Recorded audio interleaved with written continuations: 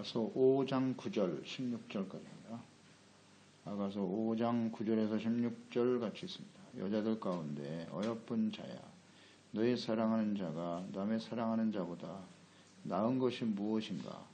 너의 사랑하는 자가 남의 사랑하는 자보다 나은 것이 무엇이기에 이같이 우리에게 부탁하는가? 내 사랑하는 자는 희고도 붉고 많은 사람 가운데 뛰어나구나. 머리는 순금 같고 머리털은 고불고불하고 까마귀같이 검구나.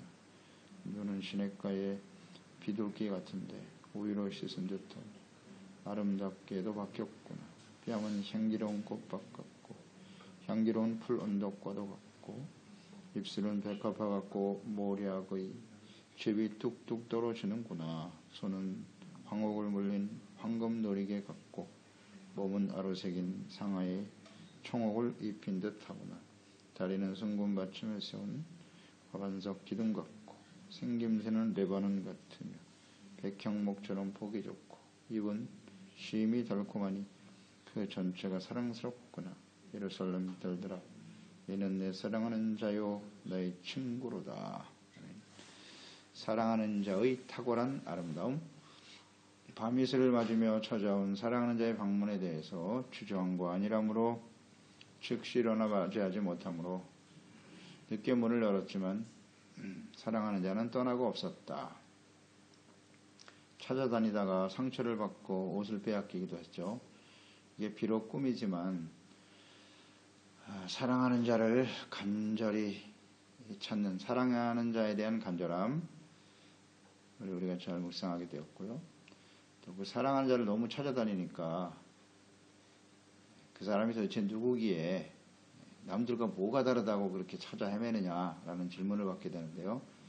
그 사랑하는 자에 대한 아름다운 탁월한 뛰어난 사랑을 고백하고 있네요. 9절에 너의 사랑하는 자가 남들보다 나은 것이 무엇이기에 그를 찾아달라고 우리에게 부탁하는가? 그러니까 사랑으로 인해서 병이 날 정도로 이 사랑하는 자를 찾아다니는 여인에게 사람들이 묻는 것입니다. 남들과 다르지 않은 평범한 신랑이지 뭘 그렇게 애타게 찾아다녀? 내가 사랑하는 자가 남들보다 더 나은 것이 뭐야? 이렇게 묻습니다. 이 질문에 대해서 10절에서 16절까지 자신이 사랑하는, 찾아 헤매는 그 사랑하는 자가 어떤 모습을 가지고 있는지, 얼마나 탁월하고 아름다운 사람인지를 고백하고 있는 거예요. 이제 여인의 대답인데요. 그래서 이 사랑하는 자에 대해서 10가지로 예를 들어서 설명하네요. 신체 부위를 10가지의 비유로 설명하고 있어요. 그러니까 이 사랑하는 신랑에 대해 이와 같이 묘사한 것은 이 신랑에 대한 지극한 사랑의 표현이에요. 참 아름다운 표현입니다. 잘 한번 묵상해 보세요. 나의 사랑하는 자에 대해서 그 사람은 왜 이렇게 사랑하세요? 예를 들어서 남들과 다른 점이 뭐예요? 라고 물었을 때 과연 나는 몇 가지나 적을 수 있을까? 그게 사랑하는 남편이거나 혹은 뭐 아내이거나 나의 사랑하는 자에 대해서 이렇게 조목조목 구체적으로 기록할 수 있을까? 이런 걸 한번 묵상해 보세요. 10가지 이상, 10가지로 비유를 했는데 이런 거 한번 좀 적어볼 필요가 있을 것 같아요. 나의 사랑하는 자에 대한 표현. 이런 구체적인 표현을 할 수 없다면, 조목조목 찾아볼 수 없다면, 주님께서는 내가 너희를 사랑한 것 같이 너희가 서로 사랑하라고 말씀하셨는데, 가장 먼저 사랑해야 될 사람들이 나랑 같이 있는 사람들이거든요. 남편, 아내 혹은 가족들, 함께 주님을 섬기고 있는 교회와 우리 교회 지체들, 이게 제일 먼저거든요. 그들을 아무리 생각해봐도 이 사랑에 대한 이런 아름다운 묘사가 전혀 떠오르지 않는다. 이 부분을 좀 심각하게 생각해야 돼요. 사랑은 무슨 사랑, 그렇게 대충 사는 거지. 그건 세상 사람들이나 하는 얘기고요. 주님의 사랑을 받은 저희들은요, 그런 사랑의 고백을 진실히 할 수 있어야 돼요. 있어야 됩니다. 그런 거 한번 묵상해 보시고요.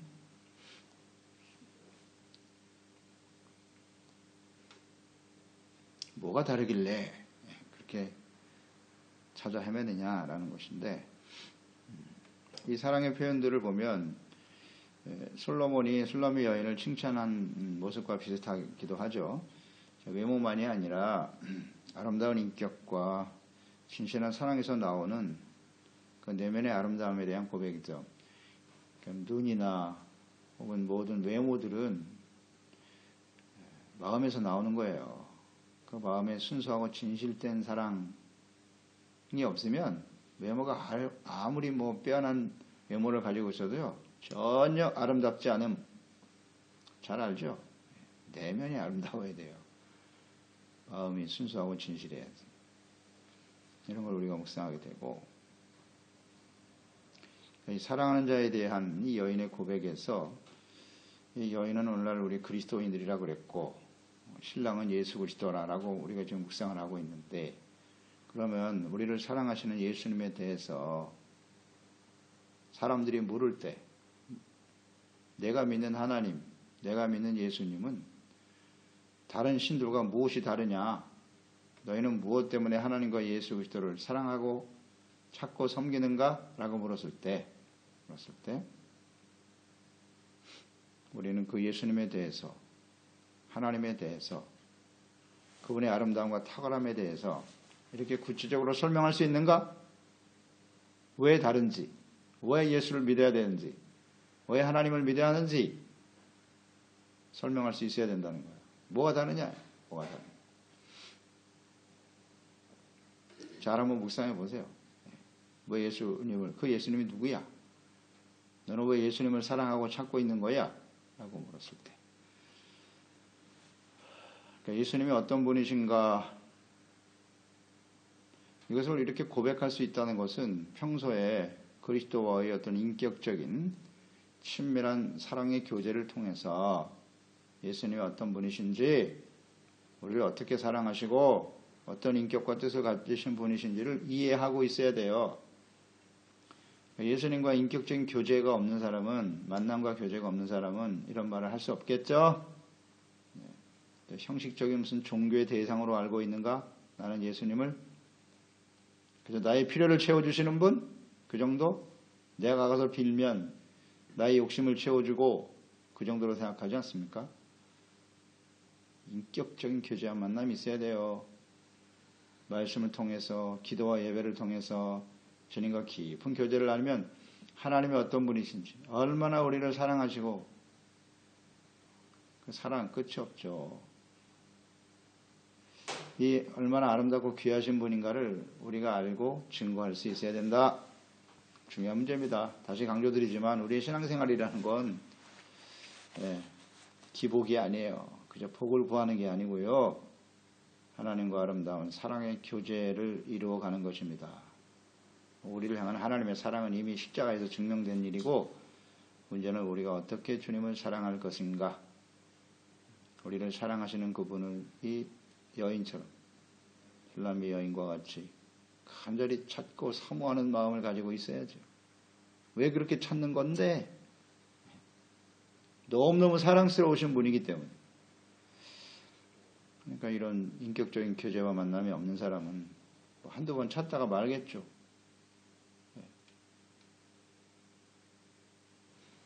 근데 이 여인은 너무 간절하게 찾아 헤매니까 사람들이 지금 묻는 겁니다. 교제가 있는가? 진심으로 사랑하는가? 예수님에 대해서 할 말이 많아야 돼요. 할 말이 많아야 됩니다. 잘 묵상해 보세요.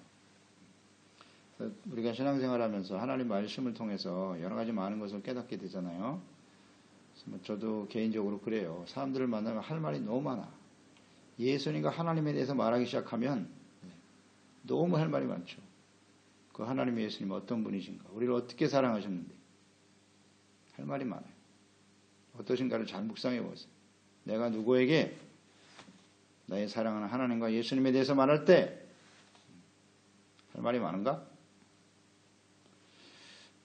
그러니까 사람이 교제와 만남을 그 교제와 만남이 풍성해야 할 말이 많아지는 거예요. 그렇지 않습니까? 예. 교제와 만남이 있어야 할 말이 많지.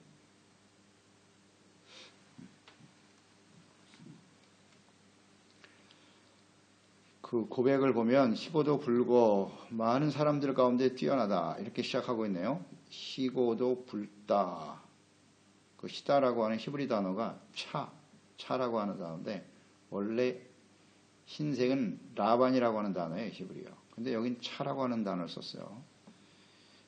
이 차라고 하는 희다라는 의미는 아주 눈부시게 희다는 것을 의미하는 것이고요. 아주 고귀한 신분의 왕에게만 적용되는 단어예요. 희다. 그러니까 이 차라고 하는 희다는 단어가 어디에 또 사용되냐면 창세기 49장에 야곱이 그 12아들을 축복하는 장면이 나오죠. 그 중에서 유다 지파, 유다를 축복하는 내용이 나오는데요. 그때 이 단어를 썼어요. 창세기 49장 10절 이하에 규가 유다를 떠나지 아니하며 통치자의 지팡이가 그 발 사이에서 떠나지 아니하기를 신라가 오기까지 이르리니 그에게 모든 백성이 복종할 것이다.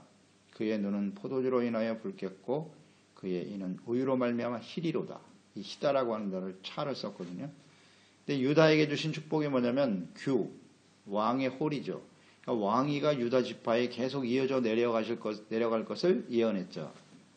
그러니까 왕위의 유다 지파는 왕. 그 유다의 후손인 다윗을 통해서 만왕의 왕신 예수 그리스도가 오실 것이다 라는 예언의 말씀이었는데요. 그때 사용되는 단어가 바로 이 희다, 차라는 단어예요. 그러니까 솔로몬, 사랑하는 자에게 희다는 말을 사용했단 말이죠. 희면서도 붉은색을 띠고 있다. 그는 왕이죠.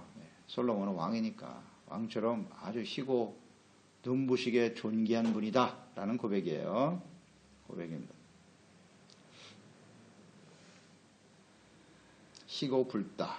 그러니까 이 붉고 희다라고 하는 것은 아주 극한 아름다움에 대한 표현인데요.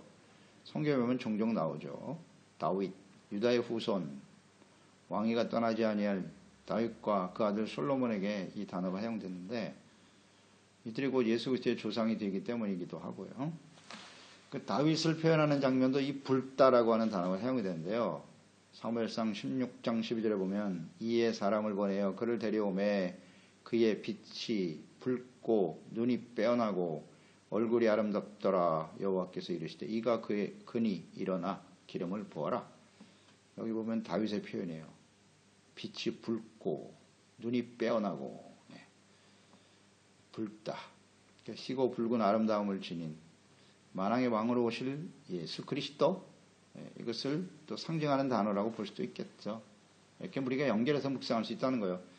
그러니까 왕으로 오신다, 희다, 차라고 하는 단어는 왕에게만 적용되는 거니까 예수님은 만왕의 왕으로 오십니다. 그러나 외모가 화려하십니까? 그렇지 않죠. 외모는 흠모할 만한 모습이 전혀 없으셨어요. 가난한 동네에서 사셨고, 이 희다고 하는 것은 왕으로 오시되 죄가 없으시고 깨끗한 분이죠.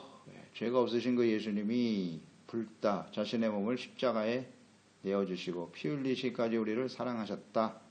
그게 진정한 아름다움이죠. 자신의 몸을 내어주는, 피 흘리기까지 내어주는 아름다운 사랑을 가지신 분. 그게 희고 붉다는 의미일 거예요. 그런 분이시기 때문에 그 예수님을 우리가 사모하는 것이고 예배하며 기도하며 주님의 말씀 속에 그분과 교제하기를 간절히 사모하는 것이죠.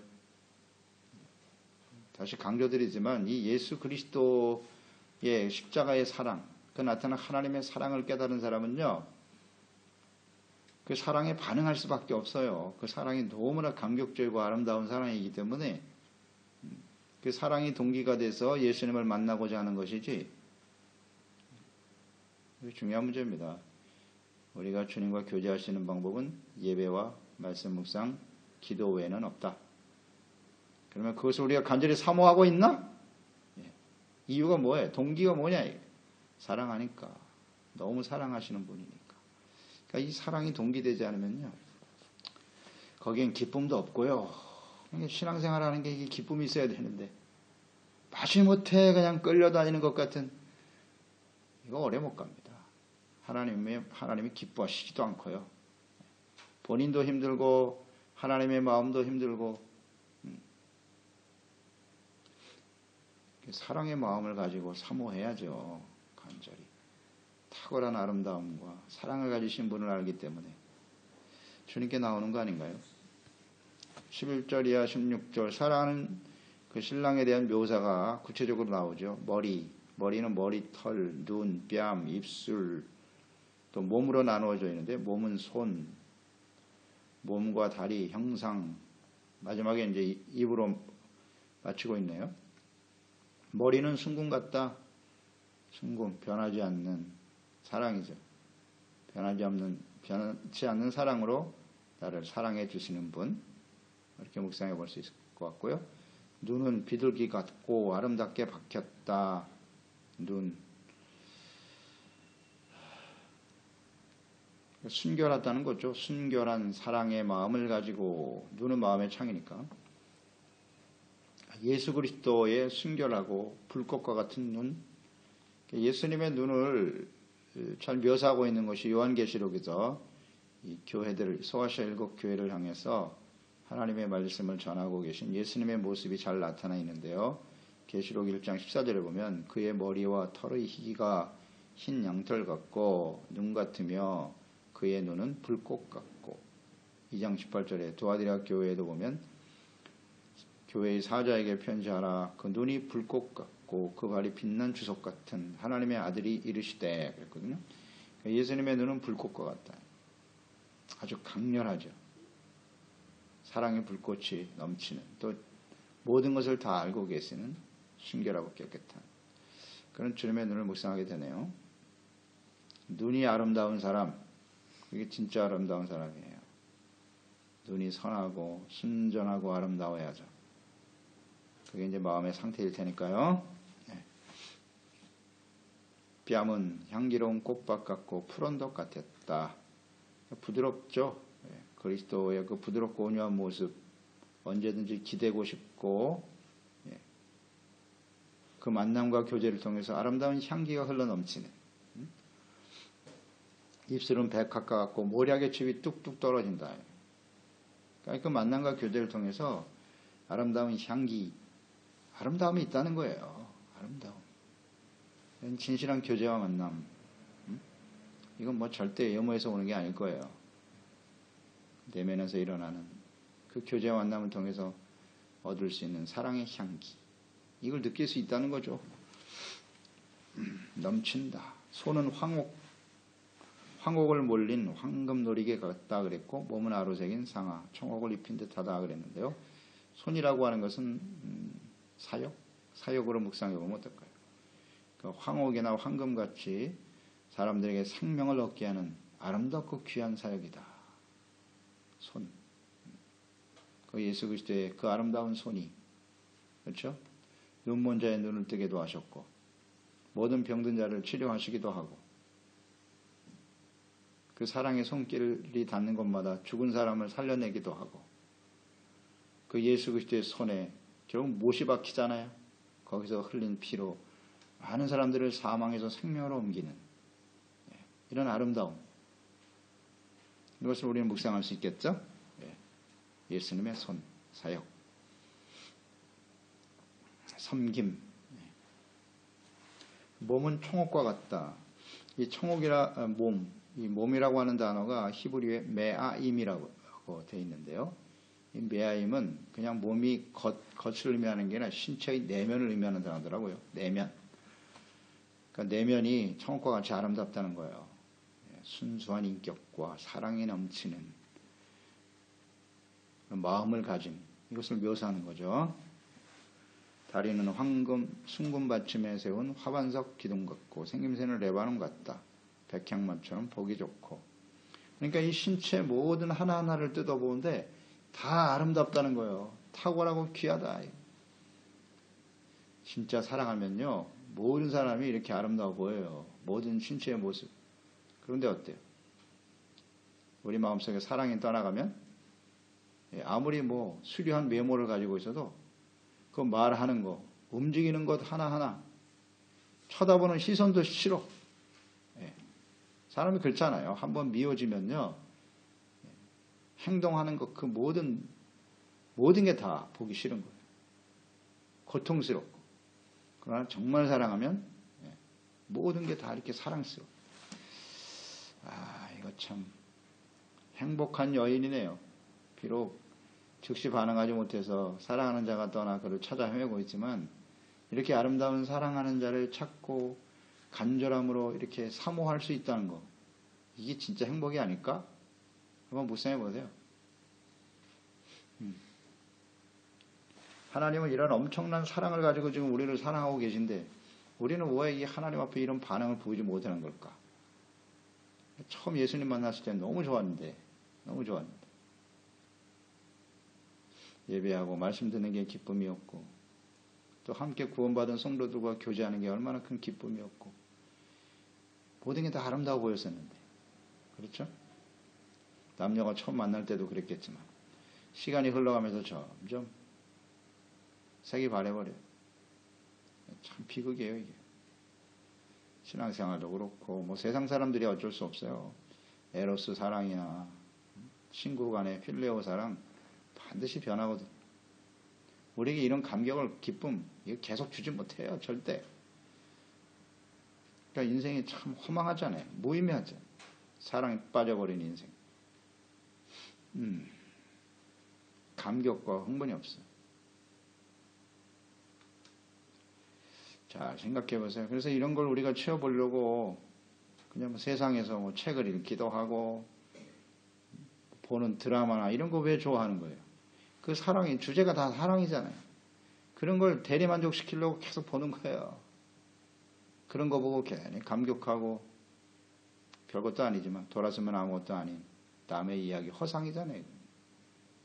하나님의 사랑을 나눠야지. 하나님과 사랑을 나눠야지. 말씀 속에 나타난 하나님의 사랑의 인격적인 교제가 실제로 일어나야죠. 여기서 채워지지 못하면요, 우리의 모든 인간관계 속의 사랑은 계속되지 못해요. 하나님과 깊이 사랑에 빠져야지. 이게 회복이 돼야 돼요. 그래야 우리 인간의 가장 근본적인 부분이 해결이 되는 거예요. 이렇게 하나님을 사랑하는데 상대방이 사랑하지 아니할 수가 있나? 그렇게 진실한 마음으로 사랑해 주는데 하나님이 얼마나 좋아하시겠어요? 그 입은 달콤하다 그랬어요. 심히 달콤하다. 전체가 다 사랑스럽구나. 이거 보세요. 전체가 다 사랑스럽고 어디에 하나 빼놓을 데가 없어. 이런 사랑을 하면 얼마나 행복하겠어요, 여러분. 생각해 보세요. 그 입은 이제 그 입에서 나오는 말이 아름다워야죠. 뭐 모양이 아름답다는 것이 아니겠죠. 거기서 그냥 흉악하고 더러운 말이 쏟아진다면 그게 무슨 아름다움이겠어요. 시편 119편 103절, 주의 말씀의 맛이 내게 어찌 그리 단지요. 내 입에 꿀보다 더하나이다. 그렇죠. 하나님의 말씀이 송이꿀처럼 달고, 하나님의 말씀이 달게 느껴져야 되거든요. 그게 사랑한다는 증거예요. 근데 언제부턴가 하나님의 말씀이 전혀 달지가 않아. 이게 하나님의 사랑과 심각한 문제가 생겼다는 증거예요. 달아야죠. 송이꿀처럼 달다. 내 사랑하는 자여 나의 친구다. 친구라고 고백했네요. 사랑하는 친구. 예수님께서 요한복음 5장 14절이죠. 거기 보면 너희는 내가 명하는 대로 행하면 그건 나의 친구다. 주님의 명하는 대로 행하면 그게 친구라 그랬어요. 주님을 사랑하기 때문에 그 말씀을 지켜 행하는 자들을 사랑하는 친구와 같이, 친구 가장 가까이 지낼 수 있는 친구와 같은 사랑. 때로는 이 솔로몬이 술람미에게 고백하는 것처럼 나의 누이, 나의 사랑 이렇게 고백했잖아요. 가족과 같은, 친구와 같은, 좋은 친구와 같은 아름다운 사랑의 교제를 나눌 수 있다면 이것도 역시 변할 수밖에 없는데, 주님 안에서 이런 사랑과 은혜를 누릴 수 있는 하나님의 소중한 자녀들 되어야 하겠습니다. 그렇습니다. 하나님 아버지, 오늘도 사랑하는 자를 간절히 찾고 사모하는 여인의 고백, 사람들이 묻습니다. 그 사랑하는 자가 도대체 누구이기에? 남들과 뭐가 다르다? 그렇게 찾아 헤매는가 병이 날 정도로 그에 대해서 자신의 사랑하는 자에 대해 이렇게 구체적으로 자세하게 묘사하고 있는 이 말씀을 묵상해 봅니다. 우리가 주님을 사랑한다고 고백하지만 우리가 사랑하는 주님 하나님에 대해서 이렇게 자세하게 설명할 수 있는가? 조목조목 모든 전체가 다 아름답다고 그랬는데요. 하나님과의 교제와 만남이 있어야 이 아름다운 사랑의 고백을 할 수 있을 것이고, 또 주님과 함께 사랑하며 살아가는 삶의 여정에는 좋은 일만 있는 것은 아니죠. 우리에게 원치 않는 시련과 어려움이 다가오기도 하는데, 그럴 때도 그 전체를 다 사랑하고 귀하게 여기며 살아가고 있나? 하나님의 말씀을 들을 때도 달콤한 말씀도 있지만 때로는 책망하는 또 아픈 말씀도 있죠. 그런 전체를 다 사랑하고 있나 생각해 보게 하시고요. 이 주님의 사랑에 대한 감격과 기쁨과 열정, 이것이 우리 사랑하는 이웃들과의 사랑으로 이어져야 한다고 하셨어요. 내가 너희를 사랑한 것 같이 너희가 서로 사랑하라고 하셨는데, 우리 소중한 가족들, 소중한 지체들을 이와 같은 모습으로 사랑하고 있는가? 탁월하고 아름다운 사랑을 고백할 수 있는가? 다시 한번 묵상하게 하시고요. 우리의 심령 속에 세상에 있는 것들로, 몸이 건조한 것들로 채워져 버리는 우리의 심령 속에 다시 한번 하나님의 사랑이 강물같이 흘러넘쳐나게 하여 주시옵소서. 예수님의 이름으로 기도드리옵나이다. 아멘.